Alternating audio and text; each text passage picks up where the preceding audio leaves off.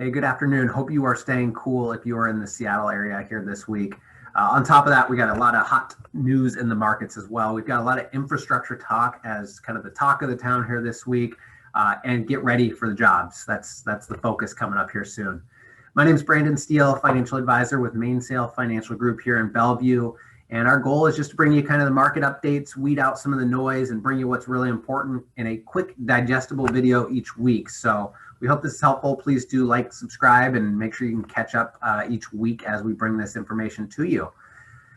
Curious if anybody watched the U.S. Open over the weekend. I'd love to hear your thoughts. I mean, it was probably the craziest Sunday at a major golf tournament I've seen in a while. It was just crazy, all the back and forth. I hate to admit it, but I was pretty happy to see Bryson DeChambeau kind of fall apart a little bit, in all honesty. But it was crazy. People were all over the board. So I'd love to hear your thoughts. But with that, we can kind of jump right into the real meat of today. And we're going to switch things up again here this week. We're going to start right out of the gate with the question of the week. For all of you out there, if you have a question that you would like us to answer, please let us know. We'd love to, we'll send you a coffee on us if we end up using your question in one of our weekly updates. So just reach out. You can send us a message. You can email us, whatever works best, but reach out, let us know what's on your mind. And again, if we end up using your question, we'll send you a coffee on us. This week's question of the week is really good. And really what we are focusing on this week is special needs planning. So we're actually, we're doing a golf tournament here soon for a charitable organization. And so we thought this would be really relevant given what we're kind of handling right now.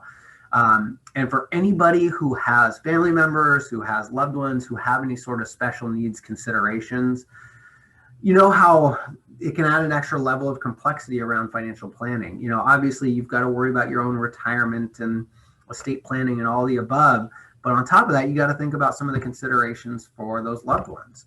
And one of the biggest things that I want to make sure to point out right out of the gate is if you do have a family member in this scenario, you want to be very cautious of how money or if money is passed to them. You know, if you've got a sibling or a cousin or any family member who is receiving any sort of state benefits or disability benefits, if you, in all your good nature, decide to leave something to them to try and help out with any sort of medical costs or whatever it might be, the challenge is if it's not done properly, that can affect the benefits that they receive from the state or from the government. So we got to be really cautious, and this is where special needs planning can get really delicate, is that a lot of times, we'll have these good intentions, but sometimes they can backfire a little bit. So it's really important to really consider what aspects you need to bake into your planning if you do find yourself or a family member in this type of circumstance. And again, most of it is about how assets might be passed. There are different trusts and different tools available for that to kind of help with how you can do that. Obviously, some of them may have some limitations as well, but that's really important because, again, if assets do go to a family member who is receiving state benefits, it may jeopardize those benefits moving forward.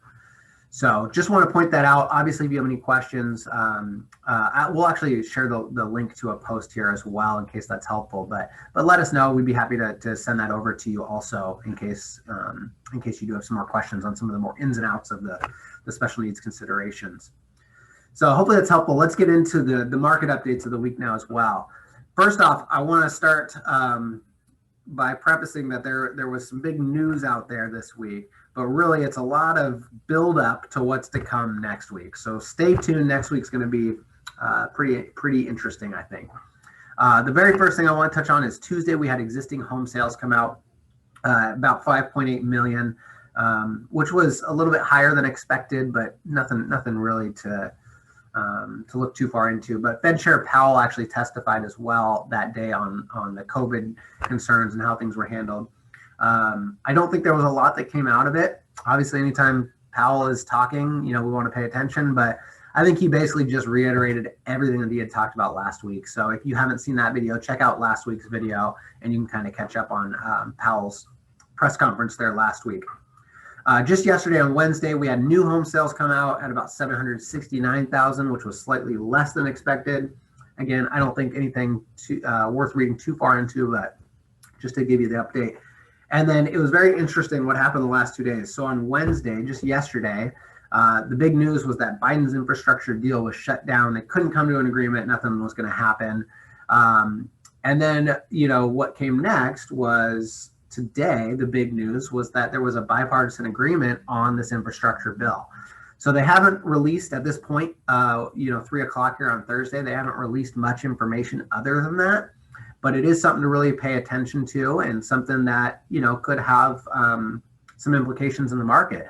If we do add another couple $1 trillion, it's kind of that shot in the arm again to the market potentially. And so very likely, and especially certain aspects of the market, we may see a little juice forward.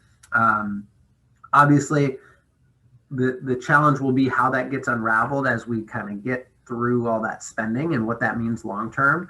But it certainly could give that extra leg to the market here as we kind of move into the second part of the year. We also had initial jobless claims come out today. So we had and actually before I share the number, I almost spoiled it. But last week we asked if you thought that the job number would be over or under 400. And a lot of you thought it would be under. I thought it was great. I'd love to hear the optimism. Turns out it was not quite as optimistic. So we lost 411,000 jobs.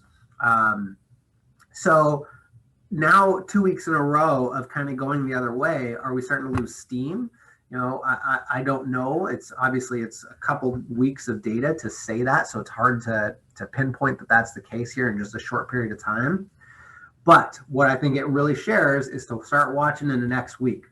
So appreciate your guys' thoughts on that. And I'd love to kind of hear what you guys have to think as we move into the jobs numbers here next week. But unfortunately, we are going the wrong way with the jobless claims number, and hopefully that stops when we start moving the other way. But it's very possible we're starting to lose a little bit of momentum, a little bit of that steam for the jobs market where we've just been hiring and hiring and hiring.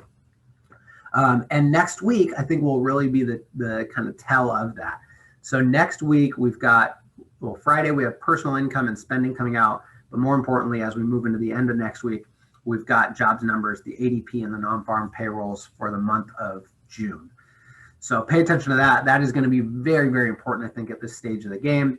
And of course, we may get a lot more news on this infrastructure deal. And if that does roll out and there's a lot of spending around that, that may boost and juice things up a little bit as well. So next week will be full of information. So we look forward to seeing you next Thursday at 3. Again, reach out to us if you have any question of the week. We'd love to send you a copy if we end up using yours in our weekly updates moving forward. See you next Thursday at 3. Stay cool. It's supposed to be 106 degrees this weekend, so I hope you have AC or can find some sort of body of water here as the weekend picks up. Have a great week. We will see you next Thursday.